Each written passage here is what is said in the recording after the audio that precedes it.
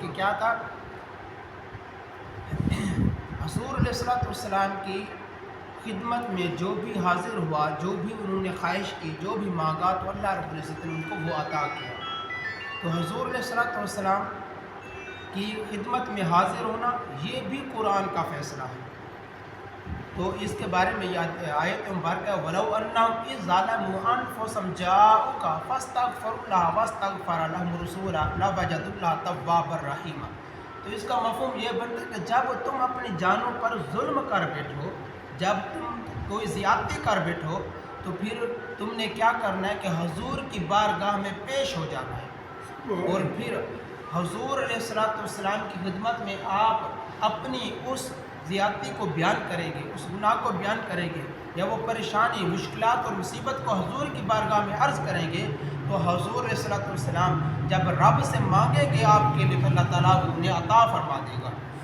اب کیا ہے، وَلَوْ أَنَّهُمْ إِذْ ظَلَمُوا أَنفُسَهُمْ جَاءُوكَ فَاسْتَغْفَرُوا اللَّهَ۔ تو جب تم اپنی جانوں پر ظلم کر بیٹھو، تو پھر کیا کرنا ہے، آپ نے حضور کی بارگاہ میں حاضر ہو جانا ہے۔ تو اس کے بارے میں علماء کرام نے یہ فرمایا کہ جب حضور علیہ السلام حیات تھے، تو صحابہ کرام کیا کرتے تھے، حضور کی بارگاہ میں حاضر ہو جاتے ہیں، حضور کی بارگاہ میں حاضر ہو جاتے۔ جس طرح ایک نبینہ صحابی تھے، حضور کی بارگاہ میں حاضر ہوئے، عرض کی کہ یا رسول اللہ، میں یہ چاہتا ہوں کہ میری آنکھوں کی بینائی واپس آئے۔ تو حضور علیہ السلام نے ان کو کلمات سکھائے دعا کے، اور پھر کیا ہوا، اس نے دعا مانگی تو اللہ تعالیٰ نے حضور کے وسیلہ سے اس کو آنکھیں عطا فرمائی۔ اسی طرح حضرت ابو دجانہ تھے، آنکھ کا پوٹا باہر آ گیا، تو پھر کیا ہوا، ہتھیلی پر رکھ کر حضور کی خدمت میں حاضر ہو گئے۔ تو حضور نے اپنا لعاب دین لگا کر کیا کیا، اس کی آنکھ پر رکھ دے، تو اس کی آنکھ پھر پہلے سے زیادہ تیز ہو گئی۔ اب اسی طرح اور بھی صحابہ کرام، ایک صحابہ کرام کا بازو ٹوٹا، حضور کی بارگاہ میں حاضر ہو گیا، تو حضور نے اپنا لعاب دین لگا کر اس بازو کو رکھا، اوپر کپڑا لپیٹ دیا، تو پھر کیا ہوا، اس کا بازو ٹھیک ہو گیا۔ وہ کیا کرتے، مشکل کی مصیبت آتی ہے، حضور کی بارگاہ میں حاضر ہو جاتے۔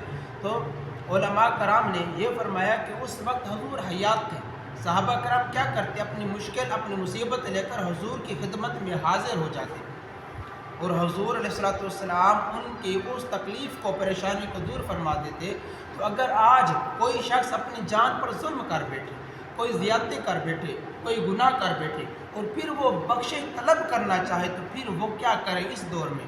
تو علماء کرام فرماتے ہیں کہ اس دور میں بھی اگر لوگ اپنی جان پر زیادتی کر بیٹھیں، اور پھر حضور کی بارگاہ میں آج بھی حضور کے مزار کے سامنے حاضر ہو جائیں، اور وہاں پر حضور کا وسیلہ دے کر رب سے بخشش طلب کریں، تو اللہ تعالیٰ آج بھی ان کی بخشش فرما دے گا، اللہ تعالیٰ آج بھی ان کے گناہوں کو معاف فرما دے گا، اور ان کی اس زیادتی کو، گناہ کو بخش دے گا۔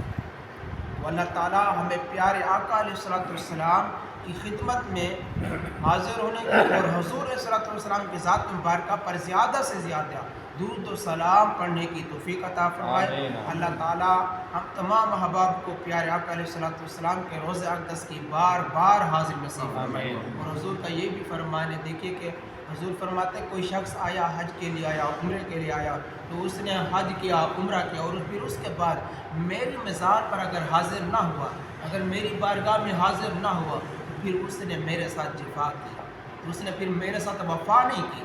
تو وفا یہ ہوگی کہ حضور کی بارگاہ میں بھی حاضری دینی پڑے گی۔ تو اللہ تعالیٰ ہمارے یہ کلمات اپنی بارگاہ عالیہ میں قبول و منظور فرمائے۔